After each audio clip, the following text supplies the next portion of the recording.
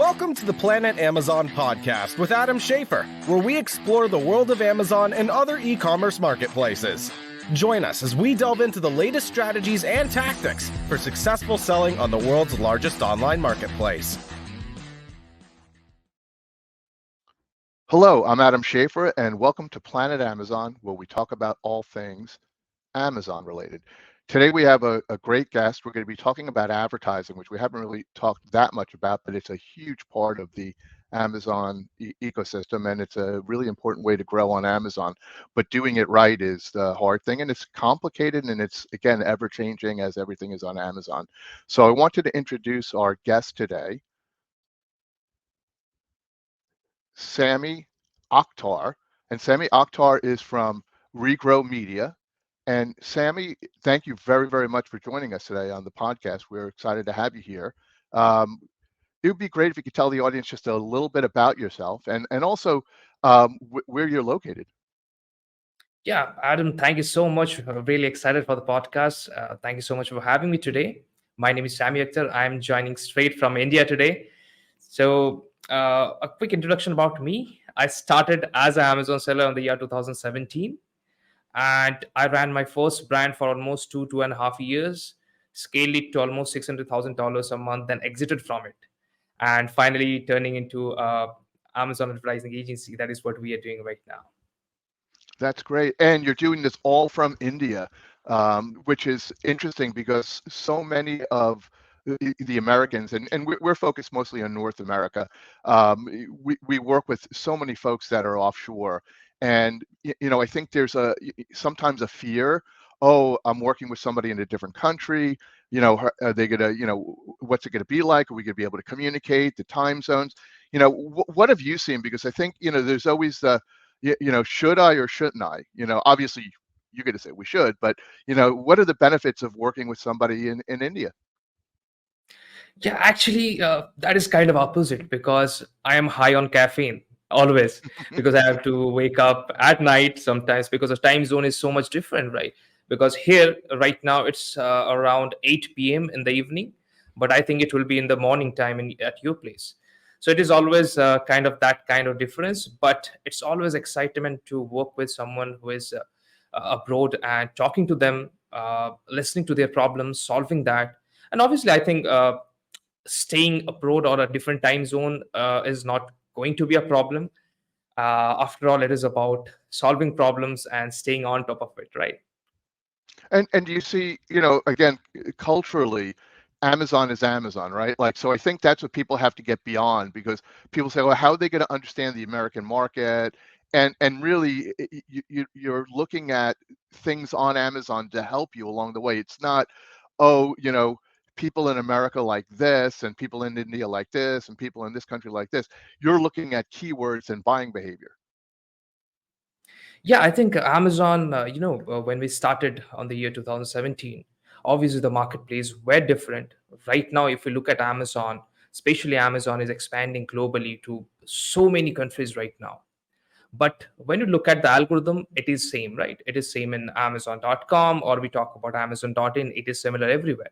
There is keywords. The system works the same. You have to rank for keywords. You have to make sure you're getting sales. You have to make sure you have good reviews. So all those systems, all those are algorithm friendly, and all those still works everywhere the same way. Yeah, no, I mean, I agree, and we work with people all around the world. So we, if once you're on the Amazon platform, the platform is a platform. So I think that the listener base has to really understand that it doesn't matter where you are; it's what's your Amazon experience and your experience on the platform. So wholeheartedly agree with you there.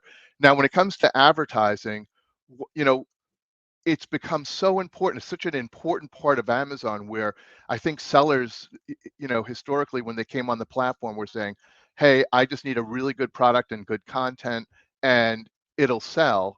But that's not necessarily the case now. So, what's it like for a new seller coming onto the platform, and what they're going to have to get, prepared for on the advertising front? Yeah, I would like to share one story here. I was reading Please, this yeah. book, and in this book there was something that was really exciting. So, oysters. Okay, so I'm a big fan of that. Oysters. It says oysters open their shell fully when it is full moon. Okay. And crabs waits there until oysters opens their shell fully. And as soon as oyster opens their shell, crabs throws a stone so that the oyster cannot close their shell again. And during that time, the crab goes and eats their flesh because they love it. So what I think is, right now, whoever is starting, they want to just start, and they have the assumption that they are going to start making money as soon as they start selling, right? And they're waiting as a crab. But in general, everything is not so straightforward when it comes to Amazon. It is a proper business, and you have to build a proper brand addressing a problem and solving the problem. So when we talk about Amazon business, how far has it changed? It has changed a little bit, but again, the fundamentals, the basics, they are still the same. When you talk about Amazon launching into different marketplaces right now, they are expanding. And what we are also seeing is sellers first starting in Amazon in one marketplace, scaling their brand to a certain height, then expanding to other global marketplaces. Maybe they're going for Dubai, maybe they're going for Japan, maybe UK, all these marketplaces. But again, first, obviously, it starts with one product. But before you go with that product, you have to make sure that the product you're selling that has some unique points to it. It is addressing a group of people, and it is solving a group of people's problem. There was a product that we have developed under a brand name as Tooth Care. By the name, you would understand the product is in dental care niche. So we went for a product research, and we found that there is a keyword called ultra soft toothbrush that has really high search volume. And we found that, okay, this is something really interesting because the seller is getting really high sales, whereas the brand or the product is not so brand dominated. That means the product that is getting high sales has very less branded keywords, which got our attention. Mhm. Then we deep dive into the product, and we found the problem that the product was solving was actually targeted to a specific market. We took the A sign, did a reverse A sign, and we got few keywords. The keywords was like this: ultra soft toothbrush for bleeding gum, ultra soft toothbrush for gum problem, ultra soft toothbrush for soft gums. Now we know that the problem is with gums. So now we identify that who are the group of people who gets these problems, who has bleeding gum, whose gums become softer. Now we know that in India, right now, the patients who are suffering from high blood sugar level generally suffers to this problem where their gum bleeds. So now from that keyword, we got to found the audience, that is the people who are having diabetes. They're the problem, the people with high blood sugar level. Now we are the only brand, or that brand under Tooth Care, Ultra Soft Toothbrush, is solving the problem for that group of people. Whereas if you look at normal toothbrush category, there will be Colgate, Sensodyne, who will be probably the biggest names, and they are addressing a broad market. They're not particularly addressing a small group of people. Whereas there is one small brand which is addressing only a small group of people, right? That is selling Ultra Soft Toothbrush. Now we identified that, okay, this is a group of people that we are going to target. The first product, obviously, Ultra Soft Toothbrush. Now the audience is going to love it because we are the only person that is addressing their problem. Mhm. Now from that, we can launch our second product, third product, which can be related to that niche. Obviously, we can launch our organic toothpaste. We can launch our tooth floss, all those kind of things. So that is what is happening right now. You have to figure out what is your target audience, then build products based on solving the target audience problem. And what we have also seen in terms of advertising is, because right now advertising market has changed a lot, because previously direct response marketing used to work a lot, right? We used to get the sales at 10% a cost, 20% a cost, even if the product was completely new with zero reviews. But right now we are seeing, if I give you example of this particular category, tooth care, we'll see clicks can go from $10 to $15, whereas the product is selling for, let's assume, $20 or Right. $19. So to get one sale, it may take double the amount of cost the product is selling for. Now you may ask how we are going to recover the money, right? So the recovery of the money happens to the LTV, the lifetime value. We have to calculate what is the lifetime value of that particular customer we are bringing on in that brand. How many products can we sell, cross sell, upsells, and how many times that customer is going to buy from us. So now we know that, yes, what is our lifetime ACOS over a period to get that sale. And that is how I think advertising game has changed. Yeah, no, I mean, first of all, outside of the flesh-eating crabs, which I didn't know they threw the rocks, so thank you. I didn't know that. But then there's the bleeding gums, which is another great visual in my mind. You found an important niche. So it wasn't like, let me think about advertising. It's what is a product that's going to work on Amazon because there's a need for it. You found that there's a lot of search words, a lot of people searching for certain things, and they need a solution to a problem. You went deeper to understand the customer, and now you're really targeting that customer where the mass marketers really aren't touching that. You are focused on that, which is brilliant. I love it. But now you got it, but you're going to spend a lot of money on advertising, but you're saying through other products you're selling and subscription, maybe you're going to get that money back over a certain amount of time. So you're going to go in the hole at the beginning, potentially.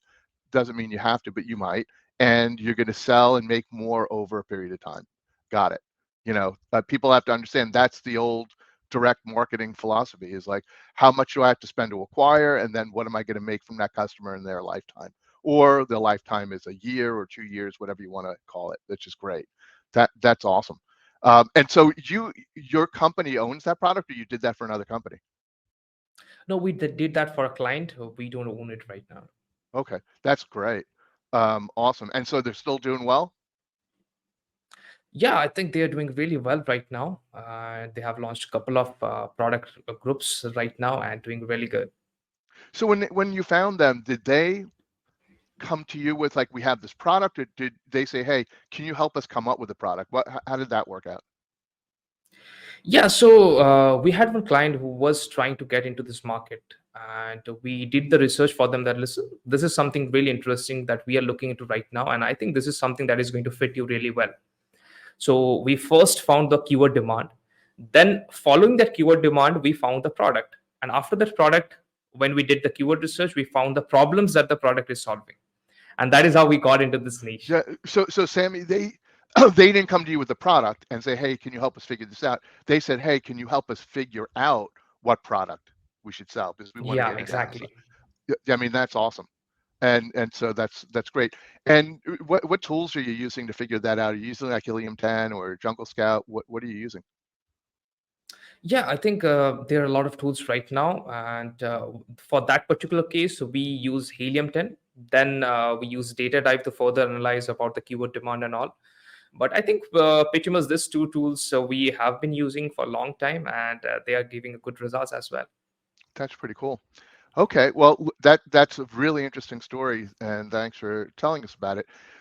Okay, so changing the topic a little bit, what I've been reading a lot about, and I still am trying to figure it all out, is this chat GPT thing. Like, I think you've talked about it and you've written about it a little bit, but how does chat GPT work with Amazon and Amazon advertising?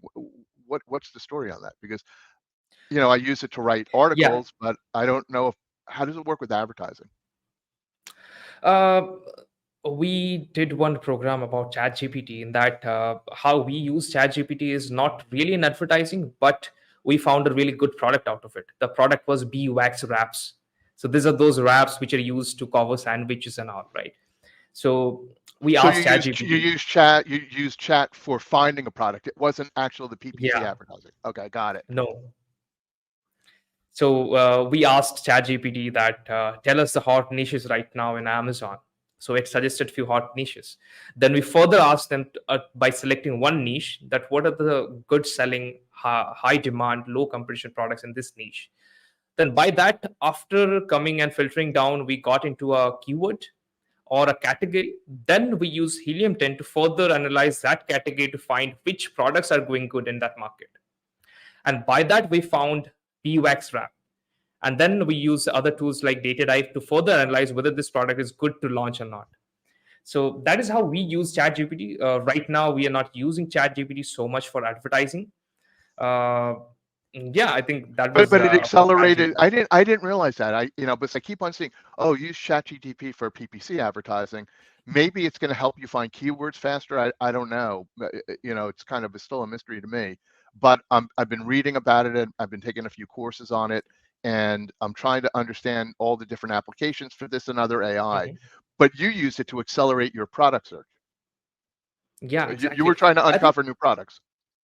Yeah, exactly. I think as you told about keyword, so for us in advertising keywords, I think we for relying on ChatGPT for giving us keyword is kind of uh, hard for us because we rely really on the data, right? Hmm. Because for us to know the relevant keywords before starting our ads is really important. Because when we are starting ads on a product, maybe the product is in launch phase, right? And during this phase, we have to know which are our relevant keywords, because we need to train the algorithm that, listen, this is the keywords we know are good for this product. Because what happens is a lot of sellers, what they do is they start with automatic campaigns, Yeah. and at the next stage they start with broad match campaigns, which generally don't have the data about your product, because Amazon is blind when you add a product to their algorithm system, right? So they need to know what are the relevant keywords for it. So how we train the algorithm is just by creating few exact and phrase match campaigns with the first relevant set of keywords that we get. Maybe we can deep dive into the keyword research part later on as well. But at first, the first 7 to 10 days, we train the algorithm to listen, this is the A sign or the product that we launched, and this are the relevant keywords. And we send clicks of that relevant keywords to the product. That is how we train the algorithm. And then after that, followed by 7 to 10 days, so we start with maybe automatic campaigns divided by targeting by placement. And then broad match. Broad match comes very late because broad match usually spends a lot. Hmm. So that's pretty interesting. What about this thing about non-branded keywords? What's the difference between branded keywords and non-branded keywords? Yeah. So, how we generally understand a product's competition is by knowing how much percentage of their keyword distribution is divided into branded keywords.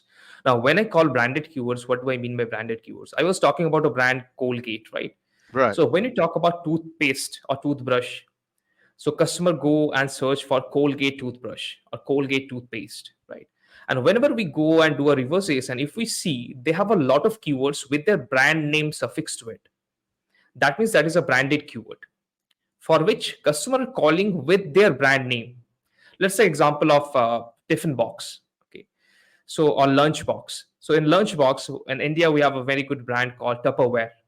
So Hmm. Tupperware, uh, they will have keywords like Tupperware lunchbox for kids. Those will be branded keywords. Whereas non-branded keywords or generic keywords will be those keywords which are not affixed with any brand names.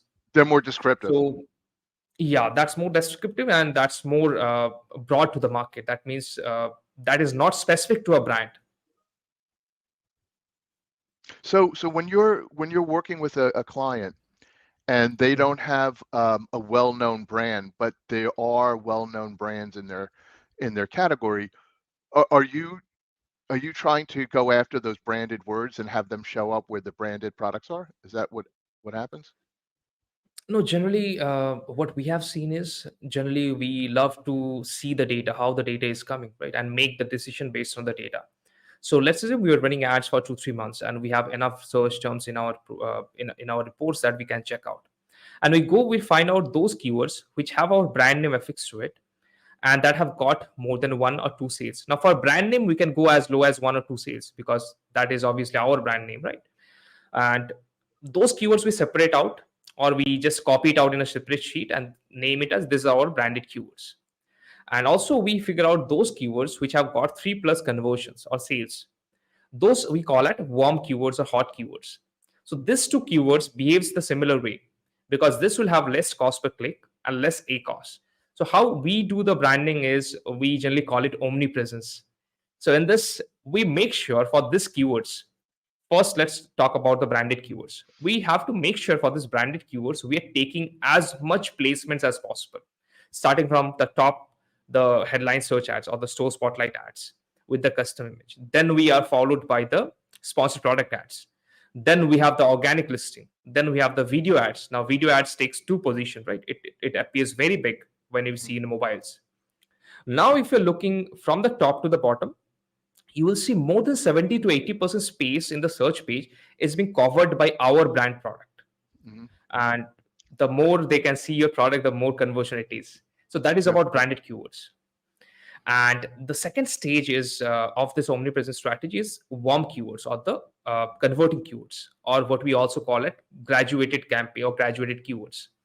So in this, what we look at is what are those keywords that have given us 3 or more sales, and in which we are ranking organically in the first page. Now we have to rank organically in the first page to make sure this strategy works. Now we know that okay, this is the first 20 or 30 keywords in which we have got 3+ sales in the last 30 days. And in this, we are also ranking organically in the first page. Now there are a lot of tools that can give us the ranking data where we are ranking organically, right? Now we have to make sure the same strategy omnipresence we use for this set of keywords. And we have seen really good ACOS in this because our organic listing is already there. We are already converting for that keyword, and our ACOS will be really good in this. That's pretty cool. And so when most of the projects you work on, are they products that are reasonably new and need to be launched, or are you picking up clients with products that have good velocity already?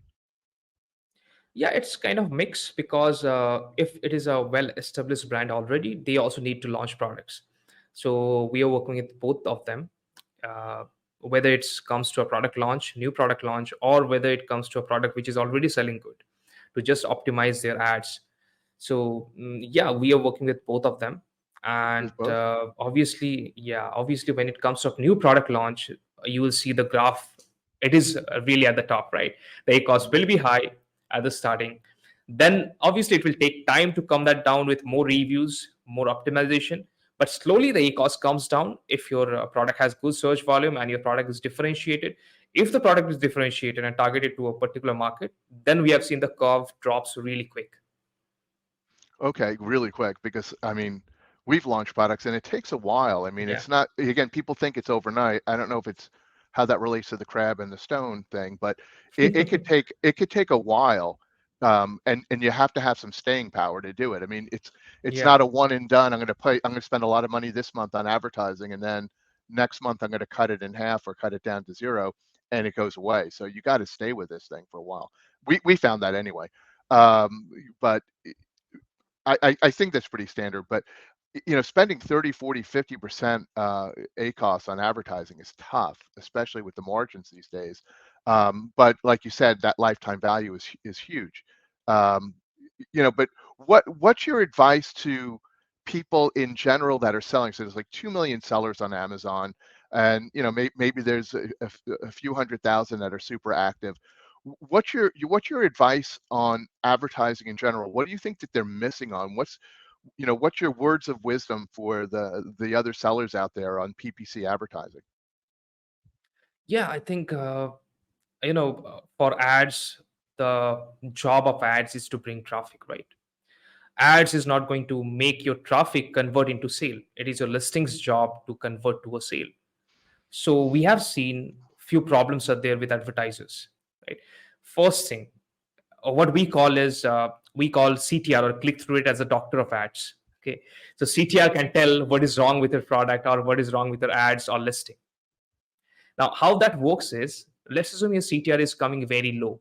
By low, I mean it is coming below 0.4%, which is normal during launch phase. But when it comes to a mature product with good reviews, by good I mean more than 500 reviews, in that case, if your CTR is low, that means you have to go and check few things, which sellers don't check. They blame the ads that it's not working. So let's assume your CTR is not working. CTR is the first thing. Then is the CVR, conversion rate, which we are going to talk about later on. Mhm. First, let's talk about CTR. When you talk about CTR, there are only few things that is responsible. That means if your CTR is low, your CPC is going to be high, your cost per click is going to be high, because now Amazon has to show to a lot more people. Then they will click, and that will bring on the CTR high, right? So how that's happening is, if your CTR is low, basically you have to look at few things. First is a main image. Whether by looking at your main image, your potential customer can identify what they are going to get in the first 3 to 4 seconds or not. If they are not, that means you're missing out opportunity here. Second thing is your reviews and ratings. Now, because Amazon is also showing, if it is a 3.6 star rating, it shows 3.6, right? Previously, it wasn't like that. So reviews and ratings is the second thing. Next comes the price of your product. The placement where your ad is getting, whether in that placement the other products or the competitors' products which are placed there, are the prices similar, or you have a very higher price? Because if you have a very higher price and you are placing your ads somewhere where the other competitors' prices are lower, that means you will get very less chance of getting good clicks. Next is your delivery time, how fast the product can be delivered. That impacts are really high when it comes to CTR.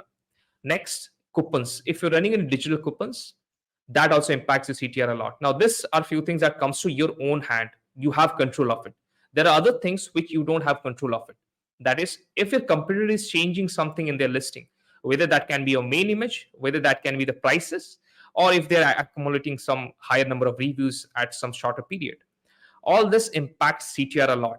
One thing I miss out is targeting to a relevant audience.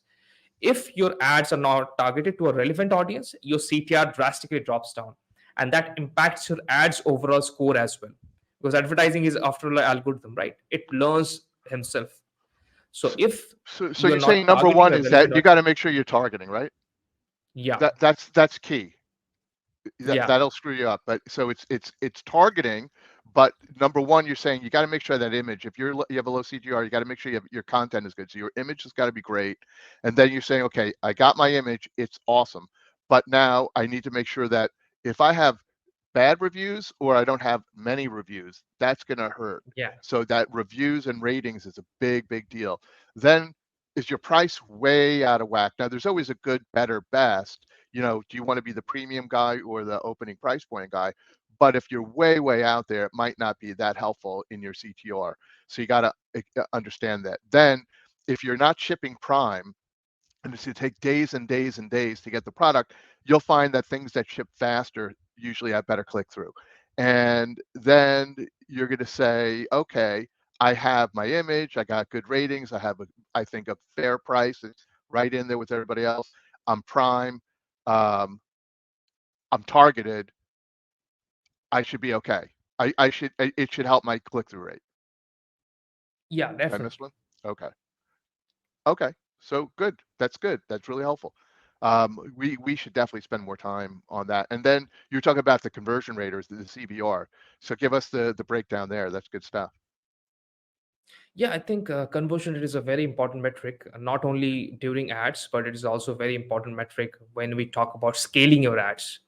Because a lot of people, a lot of sellers wants to know the strategies on scaling, but rather they need to ask when is the right time to scale, right?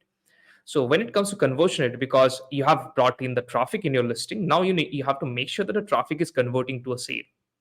So now, starting from your images, the rest images that you have, lifestyle images, infographics, how well they are curated, whether you're using a video or not, because that impacts a lot. Adding a video to your listing really impacts your conversion rate a lot.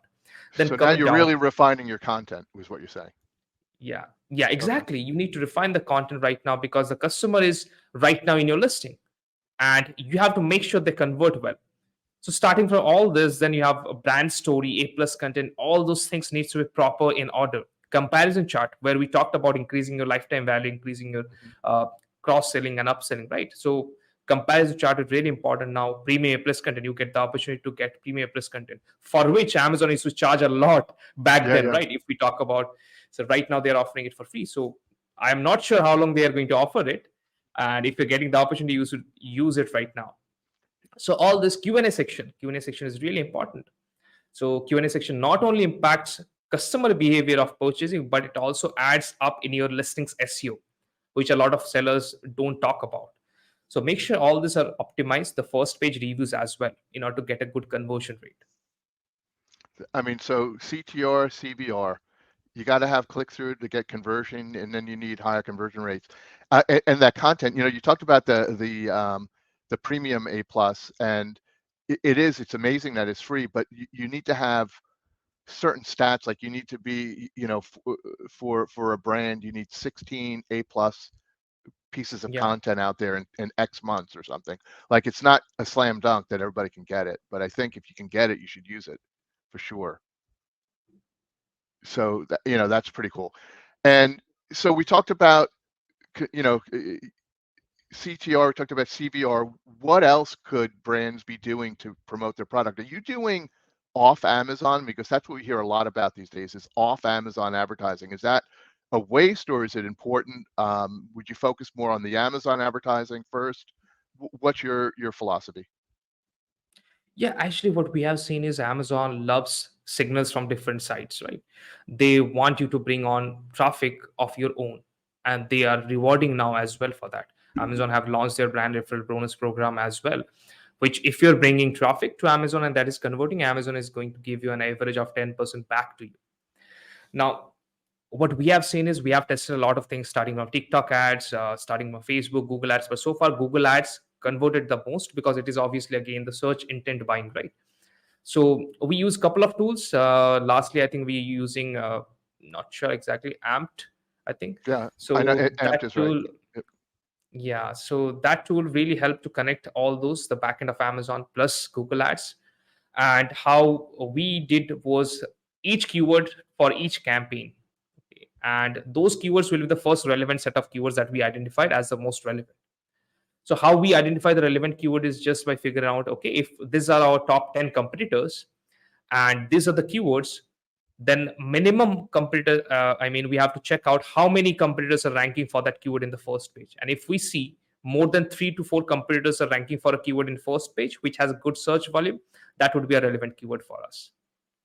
We figure out those relevant keywords.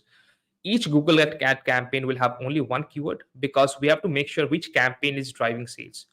And Amped connects with the backend and tells you how much conversion you're getting, add to carts, all these metrics which are really important. And we have seen really good results because we also set up tracker in Helium 10 to check out how much it is impacting the ranking.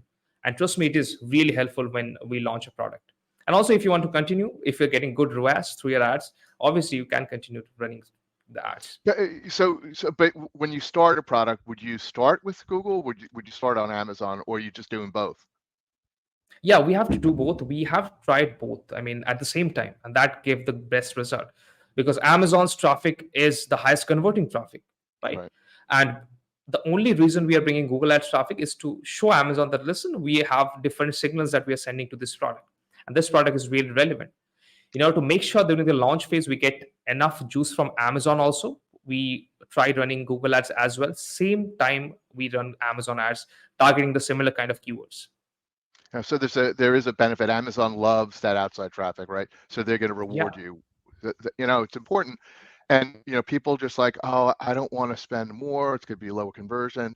And it's like you kind of need to do it these days. It's not like a like to. It's kind of you need to. And I don't know. It starts to get expensive after a while, but I think the goal is if you have a great product and you could get the traffic and get the growth, that cost to advertise will come down over time, which is the goal with everybody. It's pretty cool. And then we talked earlier a little bit before we got on about reports and advertising reports, and that people don't really go ripping through this to understand the results. So what's your advice on the reporting you can get from Amazon and other tools, and how it can help you, and why you should be looking at it? Yeah, I think reports is something that is boring, and obviously that is really important to us as well. So a lot of seller, they are right now at a position where they are looking to scale more, right? They are looking for opportunities where they can scale. And the first few reports that they need to look at is for search or impression share report, because what that report tells you is where is your position right now. So it gives all the keywords in which you are running ads for, and what is your impression rank out of all the competitors who are running ads for this particular keyword. Where are you based? Basically it calculates all the impressions you are getting and where are you ranking right now. Let's assume there is competitor A who is getting 50% impressions and you are getting less than 30% impression. The third one is getting 20% impression. Then you will be ranked, or your impression rank will be 2.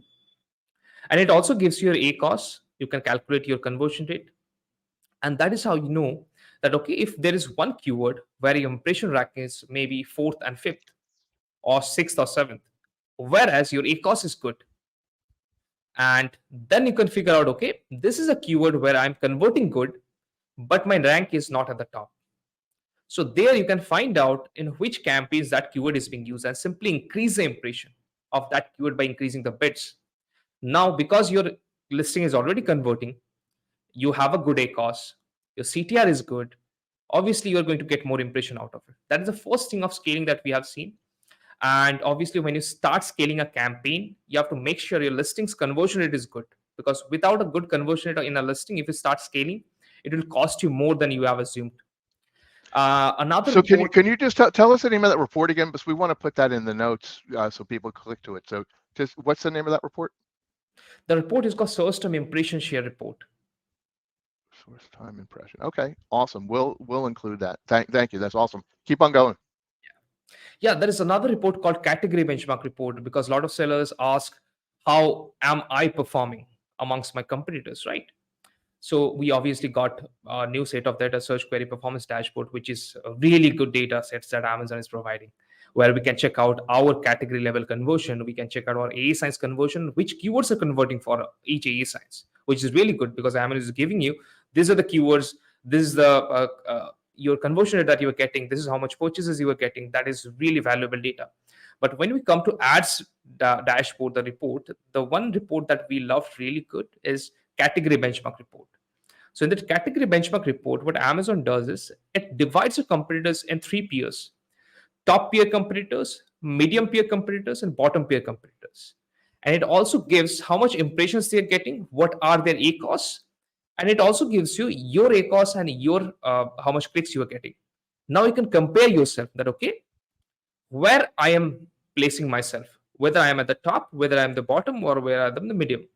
So all this data you can figure out, and by checking all this data, you can arrange or make changes to your ads, because now you know you are at the bottom. So you can improve based on looking at the other competitors. This report is available for sponsored brand ads because obviously it is brand focused, but this is really good report that sellers can use. So that's cool. So I think, yeah. we'll mention those reports for people because I think that people just don't know they exist, and if they do, like you said, oh, it's boring, but it's not boring. It's really data mining. It's really important.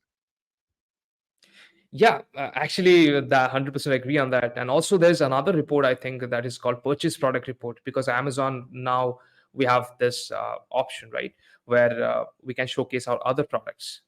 So I think it is called as not sure exactly what it's called, but it comes right at the position whereas frequently bought together was there. Right? Okay. And what Purchase Product Report gives you is it tells you that in this A sign you were running ads for, customer have clicked on that ad, and instead of buying that ad, which product from your catalog have they bought? It might be your variation, it might be other product. So in that report, you can get all these details, and it also shows you how much they have bought and what is the order value, all this. So you can Does it basically show you? Does it show you if they click on your product and they bought something else, but it's not your product? Does it tell you that too? It's no, somebody it else's. tells you, It only tells you if yeah, it's from yours. your own catalog. Yeah. Okay, got it. But that's what I want to know is like, why didn't they bought somebody else's? They didn't buy mine, but I'm sure there's other ways to figure that out. So here's a self-serving question for you, Sammy, but try to be as down the middle as you can here.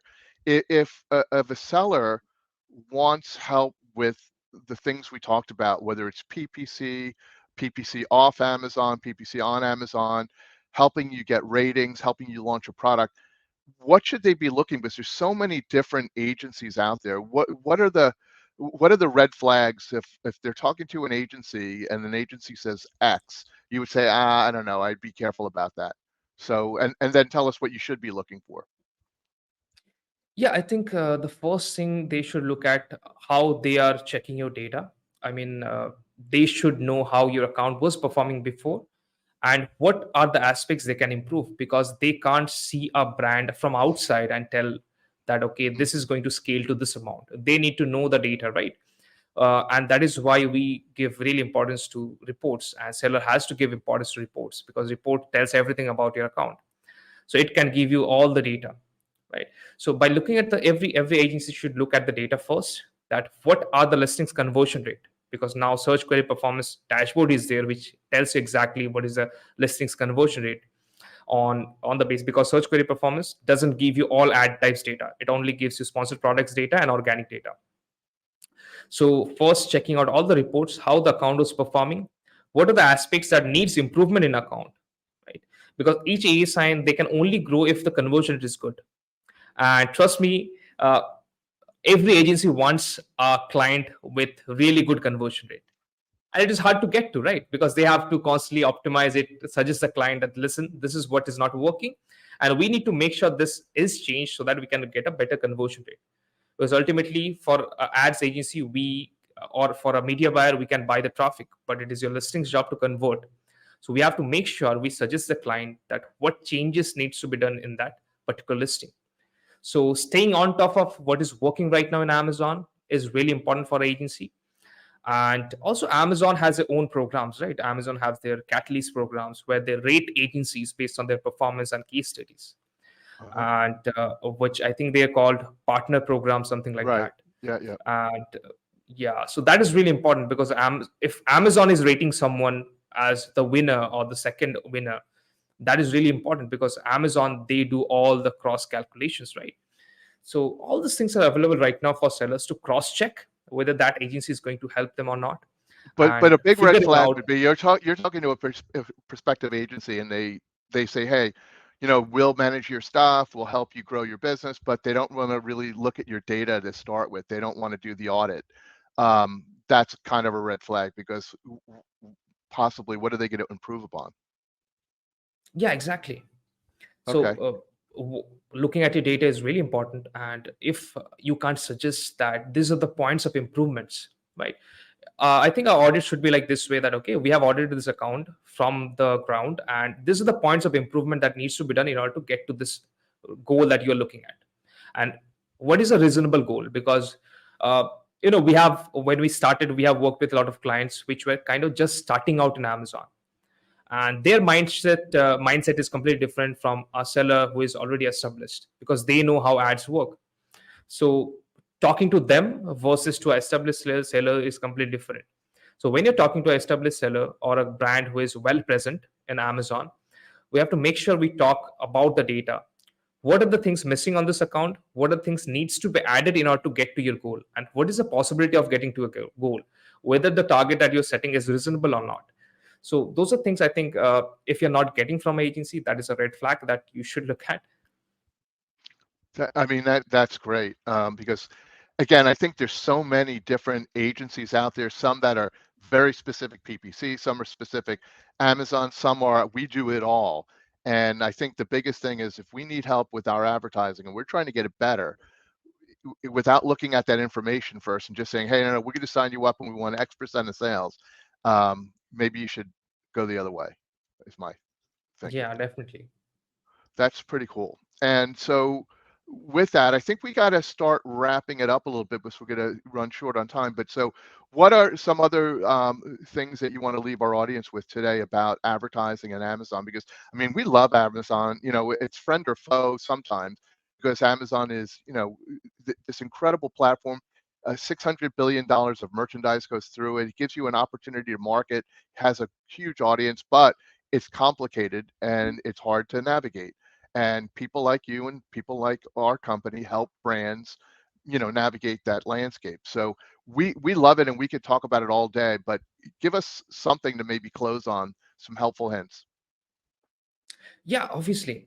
So what we have seen lately is there is this digital coupon, right? Digital coupon that if we check it, tells like say 5% off or say $5 off, or that thing.